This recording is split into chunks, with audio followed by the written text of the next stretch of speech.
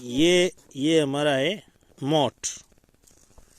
इनकी दाल के लिए काम आता है। ये दाल बनाते हैं, पकौड़ा बनाते हैं, और इसका अपन मतलब जैसे डोसा बनता है उस टाइप का भी हम यहाँ उसको सीलड़ा बोलते हैं हमारी भाषा में, वो भी बनाते हैं।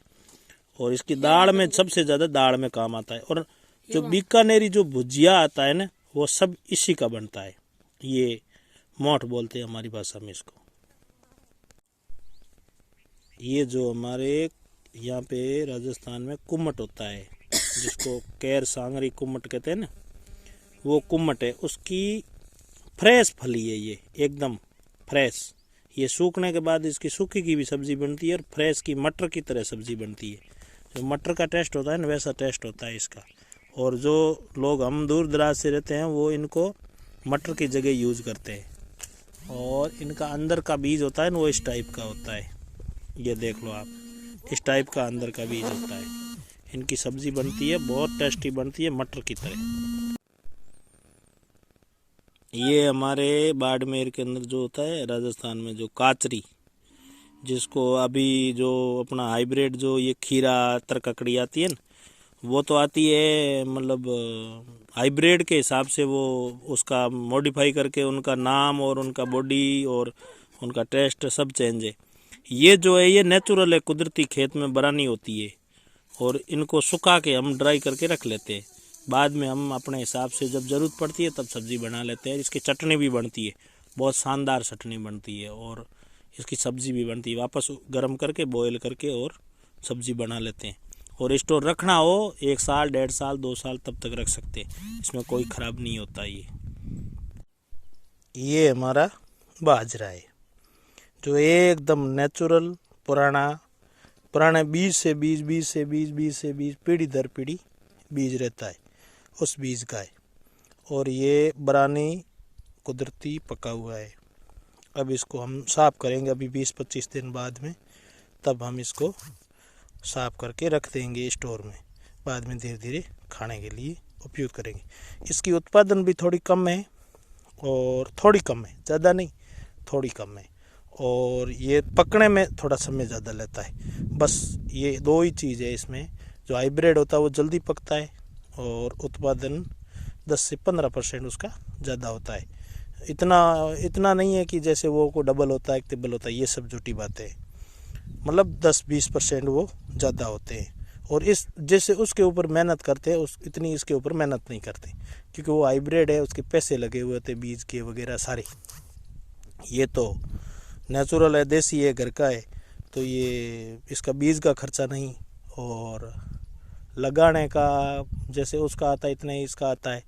दूसरा नंबर, इसमें कोई फर्टिलाइज़र, कोई जहर, कोई यूरिया DAP वगैरह कुछ देना नहीं पड़ता है। ये अपने आप एक्टिव हो जाता है, तो इसलिए ये कम होता है तो भी कोई ज़्यादा वो घाटे वाला सौदा नहीं है, क्योंकि इसमें वो डालना ही नहीं पड़ता है फर्टिलाइज़र, ना फर्टिलाइज़र की ज़रूरत होती है। ये अपने आप, जैसे वो 4 बरसात से या 4 पानी पिलाने से पकता है, ये 2 से भी पक जाता है। तो इसमें बेनिफिट ही बेनिफिट है। ये हमारा बाजरा है, जो देसी बाजरा हमारे बाड़मेर जैसलमेर क्षेत्र का है, जो बरानी होता है वो। ये हमारे यहाँ पे बाजरा होता है, उसका सिट्टा है। इसको हम क्या करते हैं, जैसे खेत से डायरेक्ट इसको काट लेते हैं। काटने के बाद उसमें 60 से 70% उसमें जो फसल, जिसका पीछे का जो अवशेष होता है नहीं, उसका चारा, उसके अंदर उसमें रस रहता है। तो हम क्या करते हैं, उनका जो सिट्टा और उसका चारा, उस दोनों को काट के रख देते हैं 15-20 दिन 30 दिन के लिए। तो वो पक के जैसे कोई थोड़ी बहुत उसमें कमी पेशी रह जाती है, वो जैसे गीला होता है, तो सिट्टे को डायरेक्ट ऊपर से काटते हैं, सिस्टम ये रहता है। तो हम इसको क्या करते हैं, इसको डायरेक्ट पत्तों सहित काट के रख देते हैं। तो बाद में ये क्या होता है कि मतलब इसका जो पक के और नेचुरल तरीके पे आ जाता है, तब ये पूरा सूख जाता है, ड्राई हो जाता है। तब हम क्या करते हैं, इनको चिट्टों को अलग करते हैं, उसके बाद में साफ़ कर लेते हैं और वो खाने के लिए रख देते हैं। और ये चारा ये पशुओं के लिए रख देते। ये सिस्टम है और ये पुरानी पद्धति का यही सिस्टम था। अब जो ये नए बीज आए, हाइब्रिड बीज आए, तो उसमें वो हाथों हाथ, क्योंकि उसका थोड़ा वो मोनोक्रॉपिंग करते हैं तो एक ही फसल लगाते हैं, तो उसमें वो क्या करते हैं कि अपना एक ही फसल हाथों हाथ ऊपर से काट के उसको अलग साफ कर लेते हैं और चारे को अलग कर लेते हैं। पुराने ज़माने में क्या होता था कि इस टाइप का करते थे। तो उसमें क्यों होता था कि उसके अंदर ग्वार, मोठ, मूंग, तिल और बाजरा, ये हम, और ये एक जो मतीरा बोलते हैं हमारी भाषा में, और उसको तरबूज बोलते हैं, उनका बीज, ये सारे हम मिक्स बोते थे।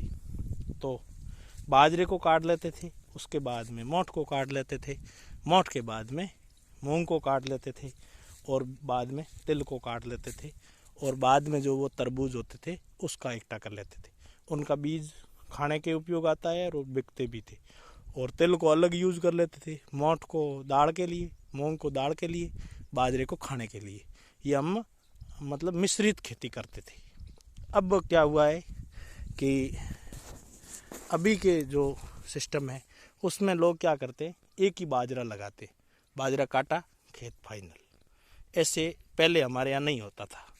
तो मैं बाजरा का जो आपको बता रहा हूँ, ये हमारे यहाँ पे इसका ये जो सारा ढेर है, इस ढेर के अंदर बाजरा है। वो बाजरा अभी निकालना है, साफ करना है।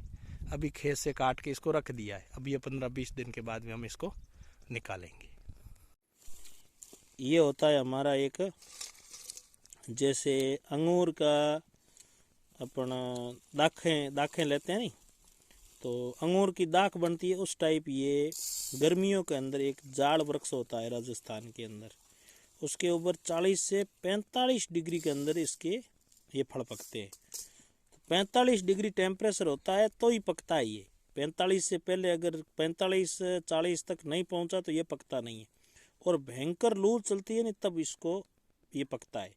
और स्वाद में बहुत मीठा होता है, अंदर इसकी गुठली होती है। और ये अभी जो खाने का टेस्ट है ना, वो एकदम जो अपना अंगूर की जो कोकड़ होती है, दाख होती है, उस टाइप का टेस्टी होता है।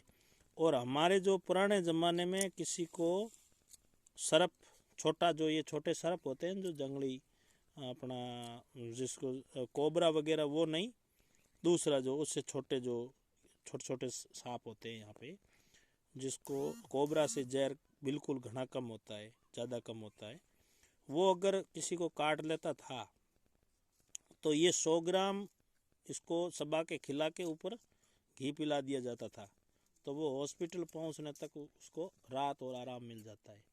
इसके बीज के अंदर वो तत्व है जिसको जहर को कंट्रोल करने के लिए सबा के खाना पड़ता है। बीज इसका बहुत खारा होता है, कड़वा होता है, और ये ऊपर से मीठा होता है। ये सिस्टम है इसमें, बीज इसका बहुत कड़वा होता है और ऊपर से ये बहुत मीठा होता है। मतलब दाख होती है जो हमने अंगूर की जो दाख होती है उसी टाइप ये ऊपर से, और अंदर से मतलब इनकी जो गुठली होती है वो बहुत खारी होती है, बहुत कड़वी होती है, खीर अपने इसकी